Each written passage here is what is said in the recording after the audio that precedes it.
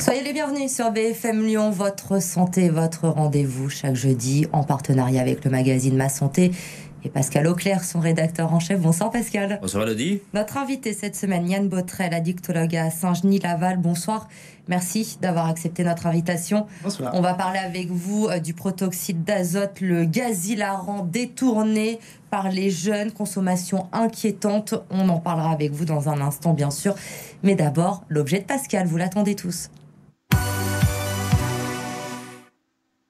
Et alors, cette semaine, Pascal, vous êtes venu sur le plateau avec un tabouret. À quoi sert-il ? Un tabouret magique. Ça s'appelle Active Base. C'est conçu dans la région. En fait, à l'origine, c'est l'ancien champion du monde de ski de boss, de ski acrobatique, qui s'appelle Guilbaud Colas. Il est grenoblois. Et il a terminé sa carrière de sportif de haut niveau. Il a eu l'idée donc de concevoir ce tabouret magique. Alors, je vais vous le présenter. Viens là, mon petit. Viens là. Voilà. Enfin, mon petit, d'ailleurs, voilà. Voilà le tabouret magique. En fait, ça va permettre de lutter contre le mal de dos et les TMS. Qu'est-ce que c'est les TMS ? Ce sont les troubles musculo-squelettiques.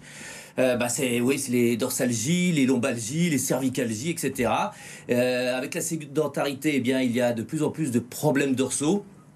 Et ça va permettre de lutter justement contre tous ces problèmes dorsaux. Le principe il est simple. Vous avez donc une assise mobile, plus ou moins mobile d'ailleurs, on peut régler.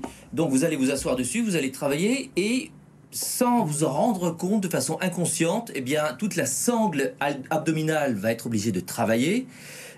Et puis en bas vous avez aussi donc une sorte de champignon comme ça et qui peut en fait avec une boule, je vais éviter de la faire tomber, voilà. Donc voilà, en fait après elle est plus ou moins mobile et ce qui fait qu'en haut en bas c'est mobile et ça vous oblige à travailler vos membres inférieurs, vos membres supérieurs, la sangle abdominale, bref, petit à petit vous êtes en train de vous remuscler et puis vous avez de moins en moins mal au dos. Donc voilà pourquoi c'est magique et vous faites ça pendant 1 heure, 2 heures par jour en travaillant, vous ne vous en rendez pas compte et au final vous n'avez plus mal au dos. Ça vaut 200 € et c'est à commander sur www.activebase.store et puis peut-être bientôt dans plein de magasins de la région et donc c'est conçu dans la région. Merci Pascal pour cet objet. Tout de suite, c'est l'invité de votre santé. Yann Botrel avec nous cette semaine. Je vais vous demander peut-être juste de baisser le pour qu'on puisse voir notre invité quand même. C'est dommage quand même. Ouais. Yann Botrel, addictologue à Saint-Genis-Laval. La semaine dernière, l'Agence régionale de santé, les hospices civils de Lyon ont tiré la sonnette d'alarme concernant l'utilisation à effet récréatif du protoxyde d'azote, plus connu sous le nom de gaz hilarant. De plus en plus de jeunes l'utilisent en soirée pour ses effets récréatifs. D'abord, pour qu'on comprenne bien, qu'est-ce que c'est que le protoxyde d'azote ? Pourquoi on l'utilise en milieu médical ? Alors, le protoxyde d'azote, c'est un gaz effectivement qui est connu depuis très longtemps, depuis le XVIIIe siècle, qui est utilisé essentiellement sur 3 choses. Il y a d'abord dans les blocs opératoires, les médecins anesthésistes le connaissent bien, pour l'anesthésie, pour l'analgésie, mais c'est couplé avec de l'oxygène et bien évidemment très réglementé et très cadré par les médecins. Il y a une utilisation aussi dans l'industrie aéronautique, c'est un gaz propulsif, donc on le trouve dans les fusées. Et puis il y a le côté alimentaire et cuisine, où on va le trouver sous forme de capsules aluminium qu'on va mettre dans des siphons pour faire des chantilly, des émulsions. Et c'est ce produit-là qui est dérivé et qui est détourné. Oui, alors justement, l'usage du protoxyde d'azote est détourné par les jeunes, notamment les adolescents ou les jeunes adultes. Pourquoi est-ce dangereux et en fait, quels sont les effets du protoxyde ? Alors, il y a 2 types de dangers. Alors, c'est des substances qu'on dit psychoactives. Il y a des dangers qui sont très aigus, très imminents, et il y a des dangers à plus long terme. Les dangers aigus, c'est d'abord le risque de malaise. On voit des gens qui littéralement s'écroulent, s'effondrent en quelques secondes, avec des risques de coma très, très importants. C'est un gaz qui est extrêmement froid, l'azote. On l'utilise pour brûler les verrues, par exemple, chez les dermatologues. Il y a des risques de brûlure, concrètement, des muqueuses, des risques d'arrêter la déglutition, et jusqu'à l'asphyxie. Et c'est là le risque majeur et le plus grave, j'allais dire, où il y a des risques d'œdème, parce que l'azote va prendre la place de l'oxygène et que les gens vont se retrouver avec des arrêts cardiaques. Et on déplore une 60aine de morts déjà du protoxyde d'azote. Donc c'est extrêmement dangereux. Puis après, il y a les effets à plus long terme. On retrouve chez des gens qui vont prendre le protoxyde de manière un peu plus fréquente, mais assez rapidement, au bout de 3 à 6 mois, on peut retrouver des troubles neurologiques qui sont extrêmement graves, notamment des troubles de la marche. Et on se retrouve avec des jeunes qui sont en fauteuil roulant, qui sont avec des béquilles, qui sont très très loin à rééduquer, voire avec des troubles irréversibles. Donc, et puis bien sûr des troubles psychiatriques, enfin, il y a beaucoup de choses, et des risques de dépendance bien sûr. Et c'est très dangereux, évidemment. On va regarder justement une vidéo qui a fait le buzz hier sur les réseaux sociaux. Ça s'est passé sur le périphérique lyonnais. Une jeune femme au volant de sa voiture qui est en train d'inhaler justement du gaz hilarant. Elle va percuter le parapet à gauche de la voie de circulation. Elle n'a pas été blessée. Heureusement, sa voiture est endommagée, mais elle n'est pas blessée. Mais ça aurait pu avoir des conséquences dramatiques. Là aussi, c'est important d'alerter. C'est dangereux d'utiliser ce protoxyde d'azote. Bien sûr, à partir du moment où ça va changer les perceptions, c'est un gaz qui en quelques secondes va donner on appelle de l'hilarité, mais c'est une sorte d'euphorie, une sorte d'ivresse très, très rapide. Et bien souvent, en plus, on voit que c'est couplé avec d'autres produits. Parfois, les gens sont alcoolisés, donc ça fait un mélange qui est détonnant. Et puis, il faut savoir aussi que plus on va prendre jeune ce genre de produit, plus il y a des risques, parce que jusqu'à 24 ans, le cerveau n'est pas mature et que ça peut avoir des conséquences derrière qui sont dramatiques. Quel genre de conséquences ? C'est essentiellement des problèmes neurologiques, vraiment, parce que c'est un gaz qui va attaquer une vitamine qui est dans le corps, qui participe au système nerveux. Et à partir du moment où cette vitamine est oxydée, eh bien, ça fait des troubles neurologiques parfois irréversibles. Est-ce qu'il y a un risque de dépendance avec le protoxyde d'azote aussi ? Oui. Alors, on peut dire que c'est plutôt un risque de dépendance au comportement, parce que ça fait un effet très anxiolytique.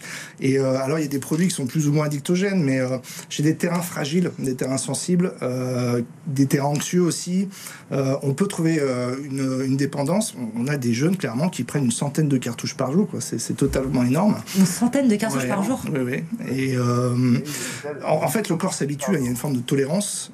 Et plus on prend ces produits, plus il y a de la tolérance, et plus on augmente les doses pour retrouver les effets primaires. Donc, on voit que plus on avance dans cette dépendance, plus il y a des risques vraiment majorés. Vous traitez beaucoup de jeunes, vous, dans votre cabinet ? On n'en trouve pas. Ça passe pas chez les addictologues, parce que c'est plutôt des jeunes qui vont se retrouver dans les services d'urgence quand ils ont affaire à un médecin, ou quand il y a déjà des troubles neurologiques. Ces jeunes qui consomment, il faut leur dire que si par exemple ils ont des fourmis dans les mains, s'ils ont des vertiges, s'ils lâchent les objets, c'est des signes de gravité, il faut absolument consulter un médecin. Mais des jeunes qui vont voir un addictologue en disant je suis dépendant de protoxyde, c'est quand même très très rare. Est-ce qu'il y a des conseils peut-être à donner aux parents aussi ? Comment on se rend compte aujourd'hui que son enfant peut être utilisateur de ce protoxyde d'azote ? Difficilement, et malheureusement on a des témoignages de parents endeuillés qui n'ont absolument rien vu. Après, d'une manière générale, sur l'addiction, c'est des personnes qui peuvent être des jeunes qui peuvent être un peu plus isolés, qui peuvent un peu se renfermer, avoir des sautes d'humeur. Ça peut être des signes d'alerte, mais de toute façon, ce qui est très important, c'est la prévention, mais sans la culpabilisation, parce qu'à partir du moment en addictologie, on met des interdits, on culpabilise, c'est très contre-productif.